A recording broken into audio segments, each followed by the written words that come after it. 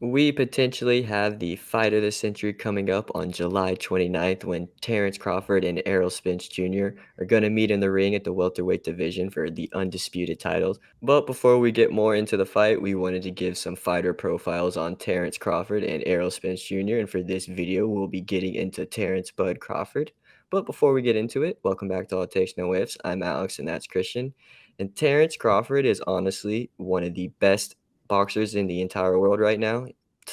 I would probably say he's top 3 on most people's Top pound for three. pound list, and he's got a pretty impressive resume.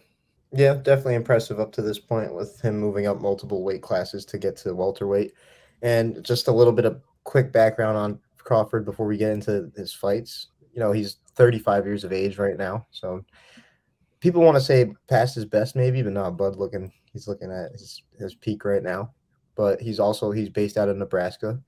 And well, enough of that stuff. As far as his boxing career, he's got a really solid amateur career, 58 and 12, 70 fights total. That's honestly not that high with some of the amateur resumes we've seen, but he got things cooking and turned pro early. But before that, he faced off against Mikey and Danny Garcia in the amateurs, and took wins against both of them. So that's a little something. But as far as his debut, he made his debut back in 2008. So, he's been fighting for 15 years now at the professional level, longer than I feel like a lot of people would expect. But he defeated Brian Cummings in his debut, a first round KO. Honestly, in hindsight, you would expect that Terence Crawford showed out like that in his debut and, had to hand Cummings his first loss.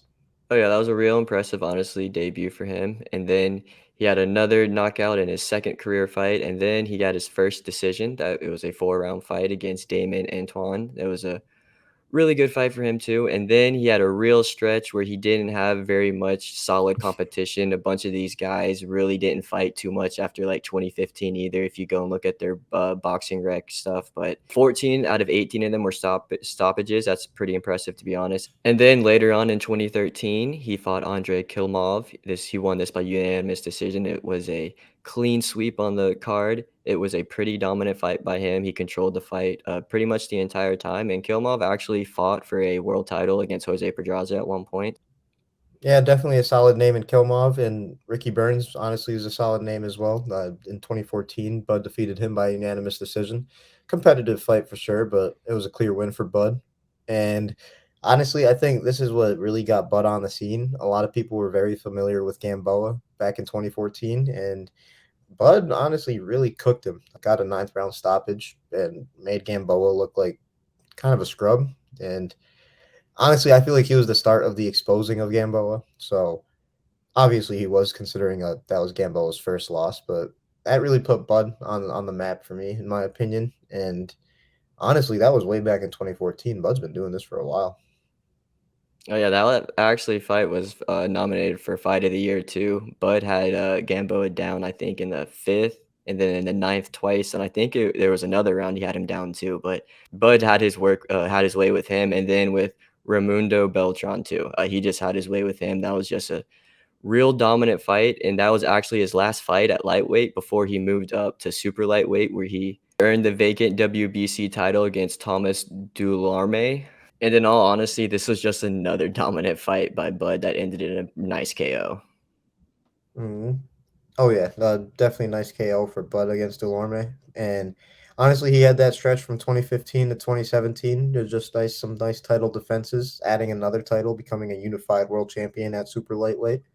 And in that stretch, I would say the most relevant name that he beat was Victor Postol. We're seeing him fight to this day still, so that's a solid name on the resume for sure. But honestly, he just kept doing his thing at super lightweight, and eventually he matched up against Julius Ndongo and stopped him in the third round. That was a real dominant performance, and that made Bud undisputed at super lightweight.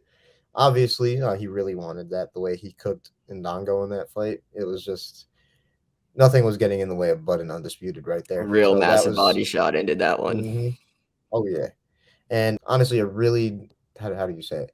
Really storybook ending to Bud's undisputed run. I think that was a nice fight to cap it off. And then in 2018, Bud decided to come through to welterweight, one of the most historic weight classes in the history of boxing. And his first fight there was against Jeff Horn. Yeah, Mr. Robbery right there. Honestly, Bud proved why Jeff Horn didn't deserve that title and that win over Pacquiao because he beat up Jeff Horn bad in that fight for a ninth round stoppage. Oh yeah, to be honest, super disappointed Pacquiao didn't win that fight because I think he definitely deserved that. But Hmm. Bud definitely made some work of him. Jeff Horn did get some shots in here on this fight. He made it pretty competitive at times, but Bud had his way, and then in the ninth round, he just dropped him. But Jose Benavidez Jr., if he could have lasted maybe 20 more seconds, this could have been a unanimous decision instead of a 12th round TKO. But the way he put out Benavidez at the end of this fight was pretty Brutal. brutal, to be honest. Yeah, I would have to agree for sure. And obviously, Jose Benavidez had that whole thing where he had a gunshot to the leg. I don't think that really would have made much of a difference against Bud because Bud is just like that, in my opinion, compared to prime Jose Benavidez Jr. I think it would have been the same thing. But as for this next guy, glass chin against Crawford, that's not an ideal situation right here. Amir Khan getting stopped in the sixth round against Crawford, that was definitely inevitable once they announced that fight because, yeah, ain't no reason Amir Khan should be in there with Crawford and think he has a chance. And this next guy, sorry, y'all, I'm going to just try my best right here. Adidijus Kavaliauskas. Yeah, We've seen this guy honestly. fight multiple times, and we still can't say his name. Yeah, I mean that's a whole math equation right there. But Bud Crawford honestly did put him out too, ninth round stoppage. Bud, ever since he moved up to welterweight, has been a dog. Like this man is just putting out people left and right. So ever since he made the move up, just like in 2020 against Kell Brook, easy work against Kell Brook too. Put him out with a jab, I'm pretty sure. I think that's what started the sequence for the stoppage against Kell Brook. It was all from a jab. Oh yeah, Kelberg just got bombarded with some shots, and the ref stopped it. But yeah, you were right. He put him out with a left jab, or put him down with a left jab. That was pretty brutal. And then after he got up, Kelberg just wasn't there for it. And then the Sean Porter fight was actually a pretty back and forth fight. It was a really really good fight. But at the end of the day, Bud was just way too much for Sean Porter. Once I feel like once Bud timed Sean Porter up, it was a matter of time. I think Sean Porter's dad saw that. I still think Sean Porter's dad was a little too soon with the pulling his son out of the fight, but you know the result would have been the same still, to be completely honest. Yeah, I kind of agree with that too. I think his dad kind of pulled him out a little too early. I feel like he could have probably survived the rest of the fight, to be honest. But David Obviasan definitely wasn't going to survive this because he took some brutal shots in this, and that sixth round KO in Bud's last fight was just absolutely brutal. It was weird because from the camera angle, if you watch the fight live, you really couldn't see what happened, but Mhm. after the fight, you could see all the other angles, and the sequence was just beautiful.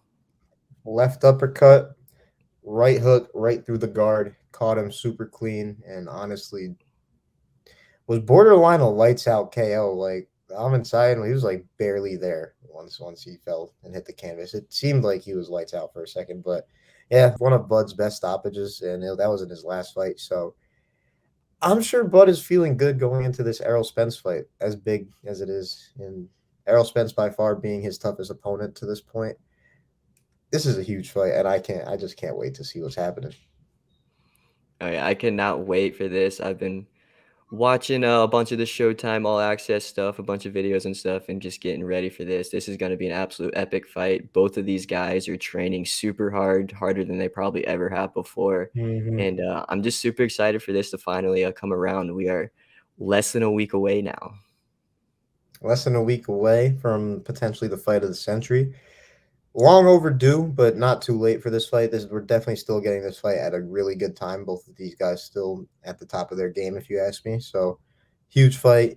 I'm super glad that Bud is getting this opportunity. I feel like Bud Hmm. he's kind of throughout his career kind of been shorthanded with opportunities.